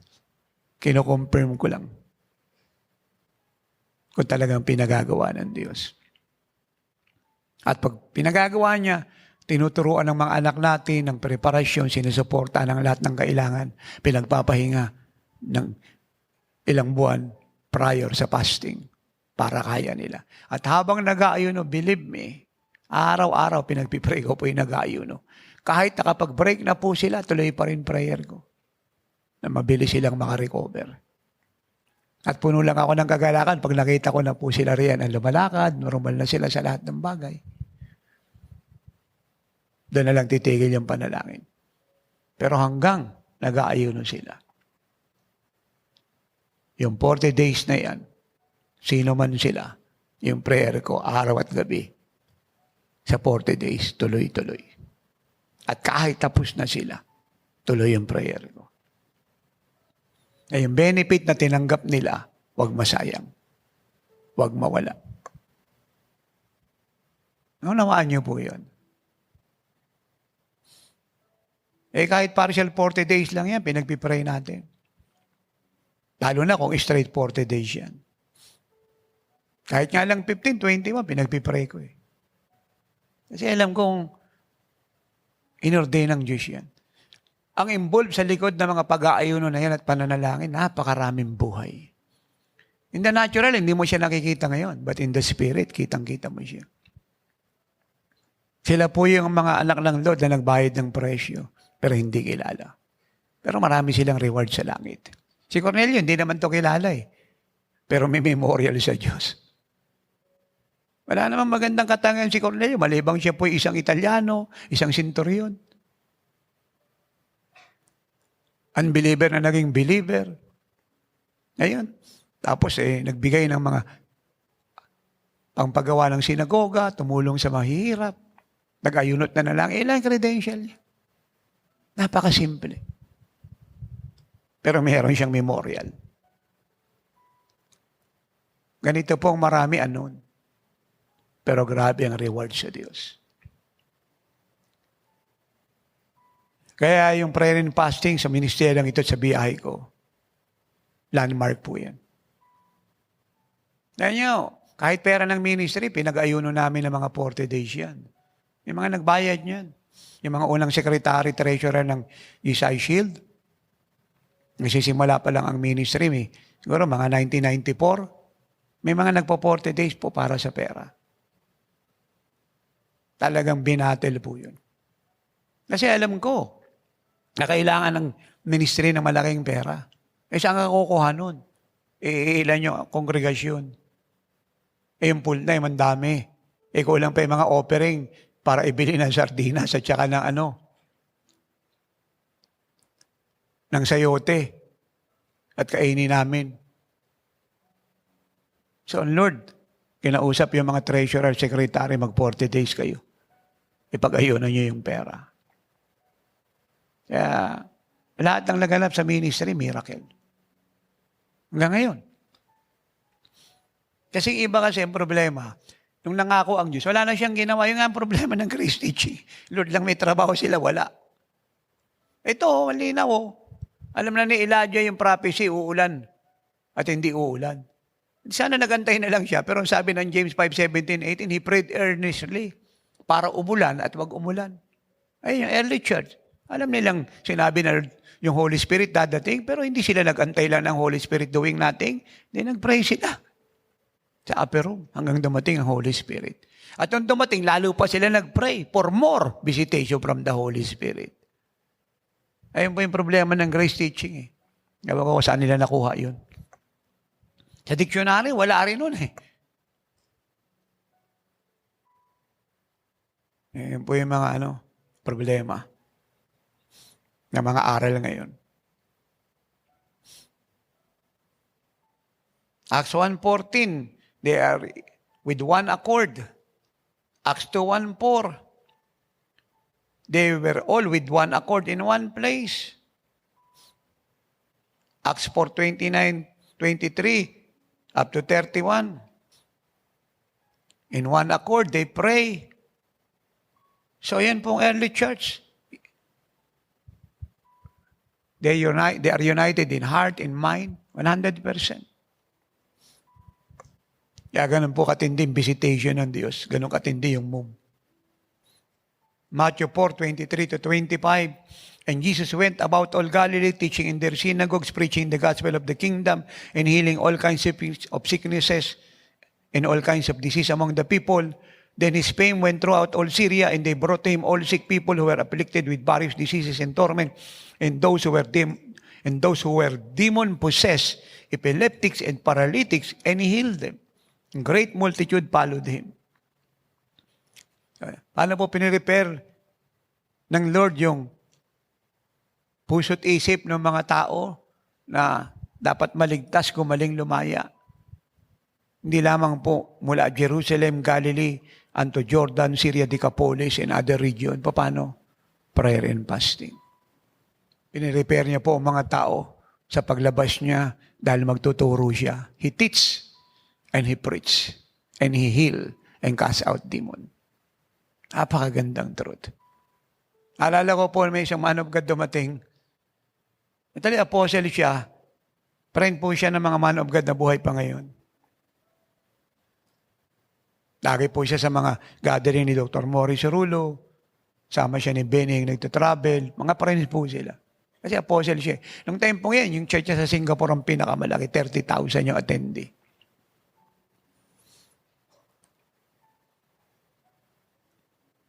So nasa season of prayer and fasting po ako noon. I think it was 5 days or a week. Hindi ko na po maalala exact day. Pero lagi ko ang ginagawa po yun. Kahit wala akong gawain, I see to it na may fasted life ako. I spend time communing with God. Yung nga sila, Nanay Ellen, yung aming 3 anak, pinapupunta ko kila Pastor Boy yan eh. Kila Pastor Boy sa Mandalo yung nakatira. Kami nasa Ermin sa Cubao.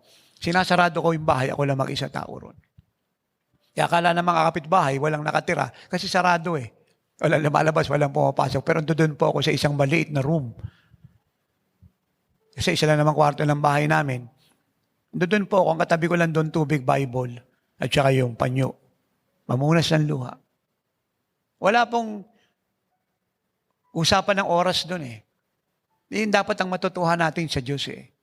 Pag nasa harap ka lang nag-iisa ka, in-spend mo yung time mo sa Kanya, walang usapan ng oras doon. You give your everything, your whole life, your whole being to God, to the task that you want to do as you pass.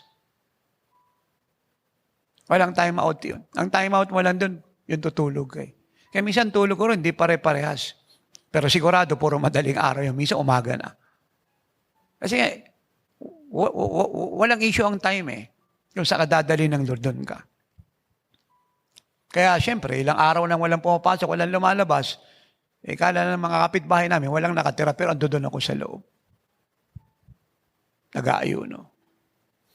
Yung tubig doon, iniinit ko eh. Ako kasi uminom sa gripo na dadirect. Iniinit ko yung pinakukulan ko. Tapos lalamig na yun yung iniinom ko. So, meron pong tawag sa akin na sumama ako sa Surigao. Naimbita po ako. Ang speaker, ito ang man of God. Actually, naging kaibigan ko siya. Grabe rin anointing nun. Naka-attend ako sa mga meeting nun nung una eh. Kasi pina-attend ako ng Lord. Pero hindi niya ako kilala. Hindi ko siya kilala personally. Pero time ko siya nakita from Singapore. Yan sa Broadway ginawa yung meeting niya nun. Tapos pina-attend ako ng Lord. Habang nagsasalita siya, kinakausap naman ako ng Lord. Yung sinasabi niya sa akin yung mandate ko, yung mandate ko, yung mandate ko. So kiniklear niya po sa akin yun. That was 1987. I'm sorry, 1989. So, pumunta po akong Surigao. Siyempre, hindi ko na ikukwento. Wala naman akong pamasahe dahil pinupunta ako noon. Nag-provide siya. Aeroplano po tayo. Hindi ko na rin problema. Saan ako tutuloy? Niready na rin ng Lord. Maayos naman yung natuluyan ko. Kasama ko po ibang mga pastor. Buong Pilipinas po yun. Surigao. Surigao City. Nakaka-break ko lang po noon. Tapos, yung coordinator niya Pilipino, yan sila nakatira sa White Plains na umuupa. Sagot, binabayaran po ng Singaporean kasi naka-affiliate sila ron. Doon ako tumuloy kasi kasabay ko sila sa aeroplano. So inaya nila akong kamain. Sabi ko, salamat. Hot water lang. Kasi nga, nag-fasting po tayo. So, biyahe kami sa Surigao madaling araw. Ilang araw po siya nagturo. Kikinig po tayo. Then sa kalagitnaan ng pagtuturo niya, ang dami pong tao. Lasa yun eh. Bawod pa po yung mga Bible School student na tinuruan niya. So doon, nakikinig lang din ako. Observing. Sabi niya, sino rito yung may... Sabihin na lang natin yung salitang, sino rito yung nakahanda na mag-minister? Simplify ko na lang po. Tumayo. Sabi ng Holy Spirit, tayo ka anak. Tumayo po ako. Sabi niya, ay ikaw, nakahanda ka. Hindi ko pa siya preno na ano pa lang. Nagsisimula pa lang yung istorya ng buhay ko. Kasi nung makita kami sa Singapore, ni-remind ko siya eh. Dinalaw niya ako sa hotel na tinutuloyan ko. Umiyak po siya sa upuan habang kinukwento ko. Sabi niya, ikaw pala yun. Yes. So sabi niya, ikaw yung mag-share sa akin ng mga revelation. Ako po yung nag-input naman ng revelation sa kanyang kinalagayan ko. Umiiyak po siya. Nakapagturo pa nga ako sa church na sa Singapore sa hotel. Mga tao po, nakigala sa sa carpet, yung mga anak niya nag-organ, lugmok. Bisa, grabe po. Yung mga bisita niya mga prophet galing sa ibang fellowship, tulala, mga lahat. Kasi pinagturo nila ako. Italin, hindi naman ako nagturo, nag-worship ako. Ang Lord, ayun na, tuloy-tuloy na yun. Sabi niya, sino rito yung ready to minister? Sabi ng Holy Spirit, tayo ka. Nawag niya po ako kasi pinatayo ako ng Lord, tumayo ako. Sabi niya, okay, come, lift your hands if you are ready to minister. Itinaas ko yung kamay ko, isilahin po yung mga tao. Gulat yung mga tao. So ano po ang punto ko? Pag laki ka nag-aayo, walang pinaka-prepare na tao sa buong mundo kundi yung nabubuhay sa prayer and fasting. Pag nabubuhay ka sa prayer and fasting, laging available na Lord gamitin ka. Kasi napakaraming dapat i-minister. Iba yung magpiprepare pa lang, siya nakaprepare. Kasi napakaraming tao yung dapat tulungan abutin. Kaya nga, ang sabi ko, fasted life eh. Kasi hindi ka naman lagi nagpo 40 days eh. Once a year yan. Pero yung fasted life, buhay yan. Lagi kang nakahanda. Actually, yun din ang isang sa pinakamataas na consecration eh, yung fasted life. Kasi yan mo naingatan yung puso mo, yung kabanalan mo, yung sensitivity sa Lord, yung fellowship mo, yung intimacy mo. Kasi hindi ka po pwedeng nag-aayuno kung saan-saan ka nagpupunta. Siyempre, pag sinabing nag-aayuno ka, isang araw, dalawa lang yan, nagpipray ka. Nagko-commune ka. Hindi naman kasi po pwedeng prayer and fasting ka, tapos si sister ka-date mo. Si brother ka-date mo. So, walang ganun. Hindi sacred duty yung ginagawa mo. Hindi mo na unawaan yung consecration ng ginagawa mo. Kung gano'n siya ka-sacred sa Diyos. Ang pagkakaiba na lang dyan, ay nga, yung mga nasa television, nasa radio, 24 hours sa trabaho yan, hindi pwedeng iwanan. Yun, exemption. At yung iba pa. Pero kung wala ka sa TV at radio, kagaya ng ginagawa ng mga kapatiran, at talagang mag-aayon at mananalangin ka, dapat nasa kwarto ka. Nagpipray ka. Yung intimacy, tinataas mo. Kasi pag hindi ganon, ang nangyari, gumagalaw ka out of duty. Pero yung burden maliit. Almost wala. Yan ang nangyari sa marami. Kaya, pag tinignan mo yung bunga ng ginawa, napakaliit. Kasi hindi na siya sagrado. Tapos may Facebook, kung ano-ano pinupost, sino-sino tinitext. Napakarami niya activity sa ginagawa niyang bagay habang nag-aayuno. Hindi ganun. Actually, hindi ko alam kung may gumawa na nito sa nag-40 days. Si Jesus na nag-40 days, walang nakitang tao kahit isa. Yung natutuhan ko sa Lord eh. Kaya kahit magkakasama kami sa bahay, ilang tahanan nilipatan namin, kasama ko ay kapatid yung babae ng Diyos. 5 bahay nilipatan namin, kasama namin siya. Wala nang dalaga siya hanggang maikasal. Madala kami makita sa bahay, madala kami mag-usap. Kasi hindi man ako lumalabas. Pero isang tahanan lang kami. Kasi para sa akin, sagrado yun. Kung alis ka ng alis, habang nag-aayuno ka, anong prayer nun? May bunga, napakaliit. Dapat seryosuhin mo yan. Isa puso mo siya. Naman niyo po ako. Ikaw yung mabibenefit nun, yung apoy nun, masyadong malalim. Pag tumama sa iyo. Kaya napansin, marami kong pinag-i-MC rito, piling-pili. Pag nagsalita sila, tawagin mo yan, mga intercessor, pababa sa mga pastor at pastora, mga pastor. Tamo, pag umakit, tamo may apoy. Pag nagsalita, umaangat ka.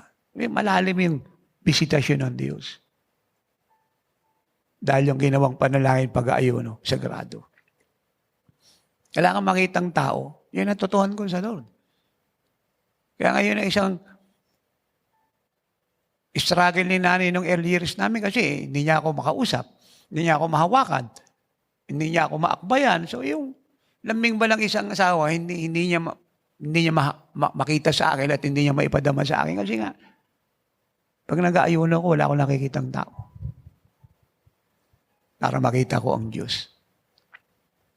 Of course, hindi naman masama kasi may mga nag-aayon ng maselan yung pag-aayon. Minsan 38 days, 39, talagang maselan eh. Talagang humahanap ng hininga eh. Kaya minsan, nandiyan yung asawang babae at lalaki. Okay po yun, hindi kasalanan yun. Pero kung may makaka-straight, no, kagaya ng Lord, magkikita kayo, time na ng pagbe-break. Mas mabigat po yun. Kasi nga si Jesus, walang nakitang tao. Si Moses, wala rin eh. 40 days yun. Si Elijah, wala rin. Tatay, paano po yung nag-aayuno palaging nakikita tao? Hindi ata nag-aayuno yun, nagpipictorial ata.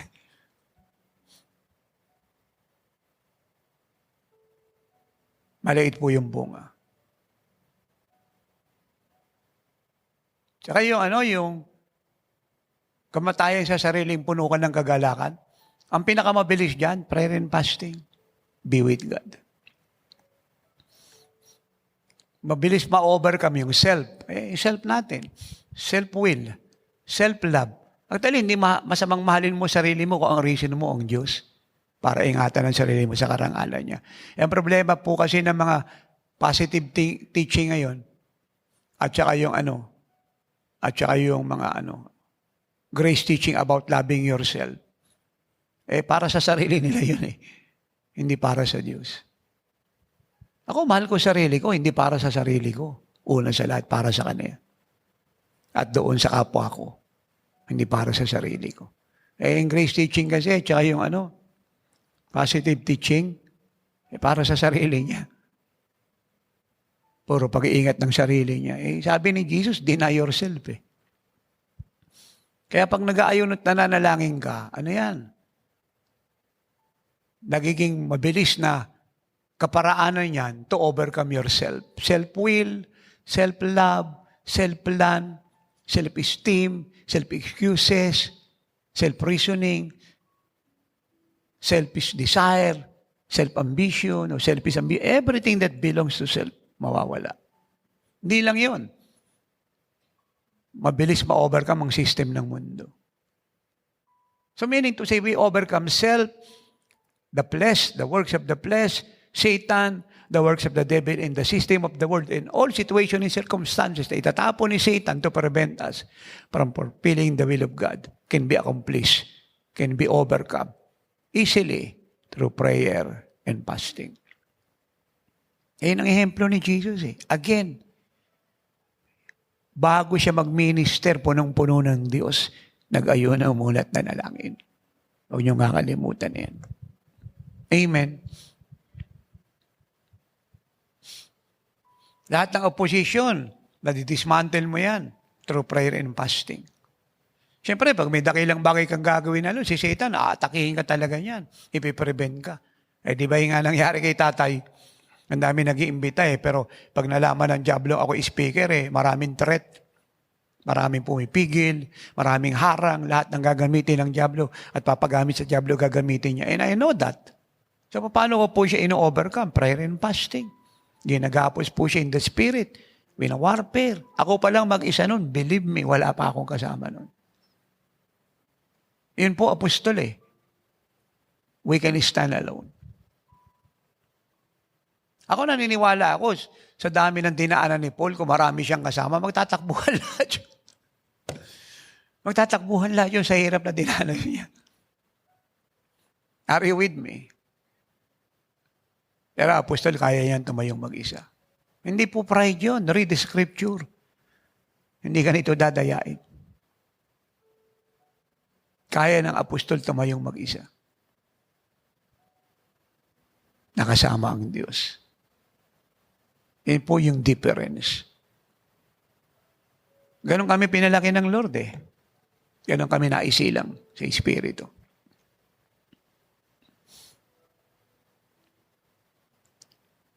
Kaya ang concern ng mga apostol, hindi sarili nila, kundi yung church. Amen.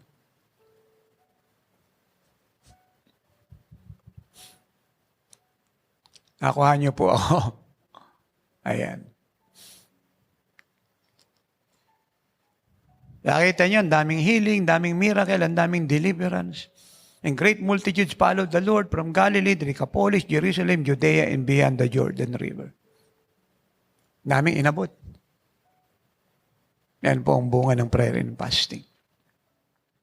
Kaya ako, sigurado ko, ang apostolic revival nag-a-level sa buong mundo. Sa dami ng 40 days na yan. Ako noon ko pa ito sinasabi, walang kakayahan si Satanas na pigilin ang salita ng Diyos. Lagi kong sinasabi yan. Noon pa. Sa kalsada pa. Hanggang 15. Hanggang shuttle. Lalo sa 814 ng Bukasyon Bintana sa tapat ng kalsada. Tinasabi ko kay Satan, saan ako pupunta, ano gagawin ko? Hindi niya mapigil. Pero alam niya. Pero hindi niya mapigil. Ganyan kakapangyarihan ng Diyos ang salita niya. So, in closing, kung gusto niyo maging matagumpay dahil natawag tayo ng Diyos, ano man ang office na inyong kinalalagyan, let us follow Jesus. Punong-puno na siya ng Diyos. But He chose to fast and to pray para turuan tayo na kahit si Satan ay talo, pero sanay sa labanan. At para lagi tayong matagumpay sa anumang sitwasyon at laging handa para magligtas. As we reveal Christ. Bakit po revealing Christ ang sinasabi ko? Kasi iba po, nire-represent lang si Jesus, hindi nire-reveal eh.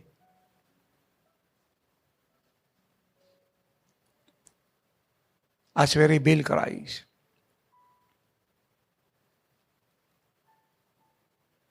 Hindi pwedeng alisin ang pag-ayun at pananalangin. Siya po ang susi. Ay kung gusto nating bigla mag-explode ang ating ministry, lumago, lumawak, dumami, prayer and fasting is the key. Pati pera, sinabi ko na sa inyo kanina. Daanin sa panalangin at pag-aayon. Dwelling place, kita nyo, walang tigil na ginagawa. Di birong gastos. Pero alam ng lahat kung magkano nakukuha nating pera. Nakita ko nga yung record nung magmula nung sinimula natin Lahat ng record nasa akin Nakailang milyon na tayo. Magmula nung sinimulan po yung bakod pa lang. Nakita ko. Sabi ko, Lord, paano kung walang prayer and fasting at di kami naniwala sa pangako mo? Sana kami ngayon. Kasi pag tininan ko po inubos nating pera, parang mahirap paniwalaan nakarating tayo ron. Kasi nga yung ibinibigay. Hindi sapat. TV, radio, amazing yan. Ngayon, marami pa tayong nabuksang radyo. Tagal na nag-start yung bago nating television program sa Surigao. Bagong radio program natin sa Agusan del Sur, sa Loreto. Marami pong nabuksan. Sa Panabo, yung pinuntahan natin. Magbukas tayong bagong radyo ron. Bukod pa roon sa Digos, maraming dinagdagang Diyos. Pero pag tininan mo yung pera natin, 3 radio lang, kulang pang ibayad. Maabot na siya ngayon ng 20 mahigit 18 kasi yan. Kung nadagdagan siya ng 3, di 21 na. Walang prayer and fasting. We move God to provide. Mahirap. Kaya I pray na meron ako na ituro sa lahat. Yun po ang secret. Lahat ng pintong sarado bubukas through prayer and fasting. At lahat ng pintong gusto nating isara para hindi makapasok si Satan, maisasara natin through prayer and fasting. Thanks for listening to Miracle Hour Podcast. If you are blessed with our program and want to know more about the Lord, like us on our Facebook page at www.facebook.com/JIOSWM and subscribe to Jesus is Our Shield Worldwide Ministries YouTube channel. Our time is running out. Jesus is coming any moment. Apostle Renato D. Carrillo is mandated by God to bring the church to its full potential and to live like Jesus. Have a part in this end-time move of God. Pray, fast, and give to the work of the Lord. To God be all the glory.